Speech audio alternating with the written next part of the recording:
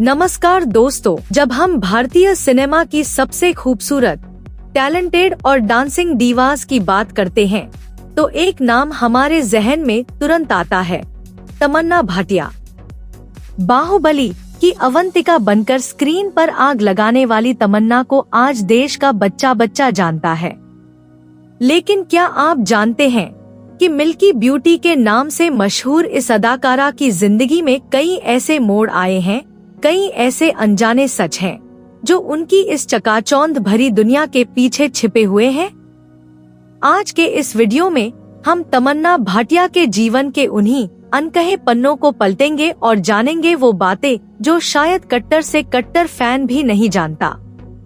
इस सफर की शुरुआत होती है मुंबई के एक सिंधी परिवार से, जहां 21 दिसंबर 1989 को तमन्ना का जन्म हुआ। उनके पिता संतोष भाटिया एक डायमंड मर्चेंट हैं। आम तौर पर लोगों को लगता है कि तमन्ना ने सीधे साउथ की फिल्मों से अपना करियर शुरू किया, लेकिन सच तो यह है कि उनका कला से नाता बचपन में ही जुड़ गया था। जब वह महज 13 साल की थीं, तब उन्होंने पृथ्वी थिएटर में कदम रखा था। जी हाँ, जिस उम्र में बच्चे स्कूल के होमवर्क और खेलकूद में व्यस्त होते हैं, उस उम्र में तमन्ना अभिनय की बारीकियों को सीख रही थी। वह बचपन से ही बेहद संजीदा थी और कैमरे का सामना करने से कभी नहीं डरती थी। इसी अभिनय के शौक ने उन्हें बहुत कम उम्र में एक ऐसा मौका दिया जिसे आज लोग भूल चुके हैं। साल 2005 में जब वह सिर्फ 15 साल की थी, तब वह जाने-माने सिंगर अभिजीत सावंत के बेहद मशहूर म्यूजिक एल्बम लफ्जों में कह ना सकूं के टाइटल ट्रैक में नजर आई थी।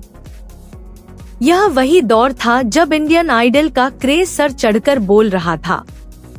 उसी साल यानी 2005 में ही उन्होंने बॉलीवुड फिल्म चांद सा रोशन चेहरा से अपनी शुरुआत की।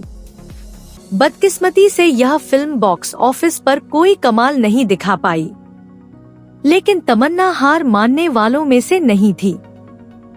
उन्होंने समझ लिया था कि अगर बॉलीवुड में अभी रास्ता बंद है तो उन्हें अपनी किस्मत कहीं और आजमानी होगी। यही वह समय था जब उन्होंने दक्षिण भारतीय सिनेमा का रुख किया।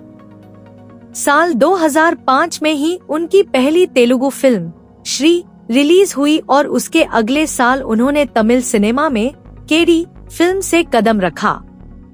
दिलचस्प बात यह है कि फिल्म केडी में उन्होंने कोई सीधी सादी हीरोइन का रोल नहीं किया था, बल्कि वह एक विलेन या कहें कि नेगेटिव शेड वाले किरदार में थी। एक 17 साल की लड़की के लिए अपनी शुरुआती फिल्मों में विलेन का रोल चुनना बहुत बड़ा जोखिम था, लेकिन तमन्ना के अभिनय ने सबको हैरान कर दिया। साउथ इंडस्ट्री को समझ आ गया था कि यह लड़की लंबी रेस का घोड़ा है। इसके बाद साल 2007 में आई फिल्म हैप्पी डेज और कल्लूरी ने उनके करियर को वो उड़ान दी जिसकी उन्हें तलाश थी।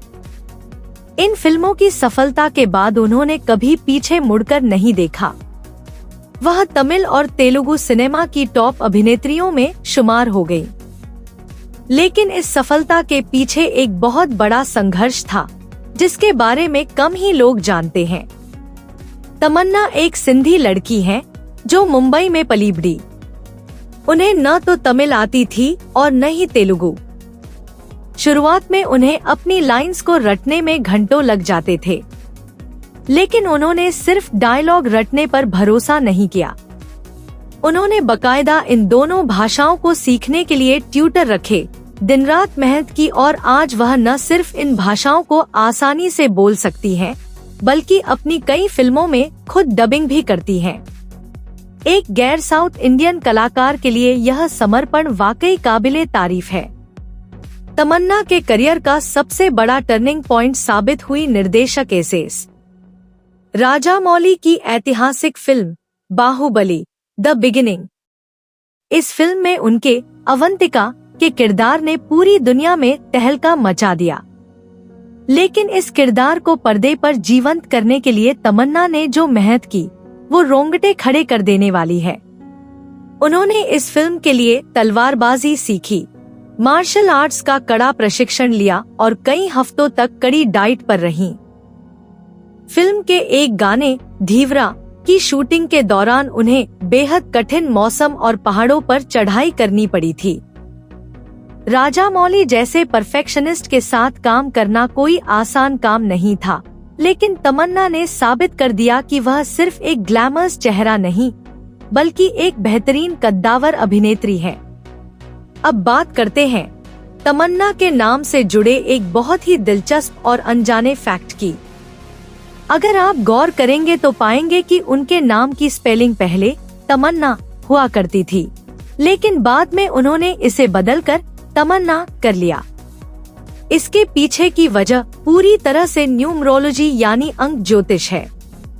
करियर के एक खास पड़ाव पर अपने पैर और मजबूत करने और जीवन में अधिक सकारात्मकता लाने के लिए उन्होंने अपने नाम के अंत में एक एक्स्ट्रा आ जोड़ा था। अब यह अंधविश्वास है या नहीं, यह तो हम नहीं जानते, लेकिन नाम बदलने के बाद उनके करियर का ग्राफ वाकई बहुत तेजी से ऊपर गया। सिनेमा की दुनिया से इतर तमन्ना की निजी जिंदगी और उनकी पसंद नापसंद भी काफी अनोखी है। उन्हें चकाचौंध भरी पार्टियां पसंद नहीं है। वह खाली समय में किताबें पढ़ना और अपने परिवार के साथ वक्त बिताना पसंद करती हैं। वह एक बेहद अनुशासित इंसान है और अपनी फिटनेस को लेकर इतनी संजीदा है कि शूटिंग चाहे कितनी भी देर से खत्म हो, वह वर्कआउट करना कभी नहीं भूलती। इसके अलावा उन्हें पुरानी चीजें और सिक्के इकट्ठा करने का यानी कॉइन कलेक्शन का बहुत शौक है, जो कि आज की पीढ़ी में बहुत कम देखने को मिलता है।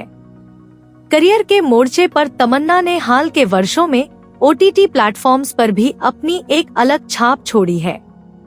जी करदा और आखिरी सच जैसी वेब सीरीज में उनके अभिनय को देखकर लोगों ने माना कि वह हर तरह के जटिल किरदारों को निभाने का मादा रखती हैं। उन्होंने हिंदी सिनेमा में जेलर के गाने कावला से जो तहलका मचाया, उसने यह साबित कर दिया कि डांस के मामले में आज भी उनका मुकाबला करना नामुमकिन है। इतने सालों के करियर में तमन्ना ने कई उतार चढ़ाव देखे, कई फिल्में फ्लॉप हुईं तो कई ब्लॉकबस्टर रहीं, लेकिन उन्होंने कभी अपनी विनम्रता और काम के प्रति अपनी वफादारी को नहीं छोड़ा। यही वजह है कि आज वह न केवल साउथ बल्कि पूरे देश की चहेती कलाकार हैं। एक 13 साल की रंगमंच की कलाकार से लेकर देश की पैन इंडिया स्टार बनने तक का तमन्ना भाटिया का यह सफर हर उस इंसान के लिए प्रेरणा है जो अपनी मेहनत के दम पर अपने सपनों को सच करना चाहता है।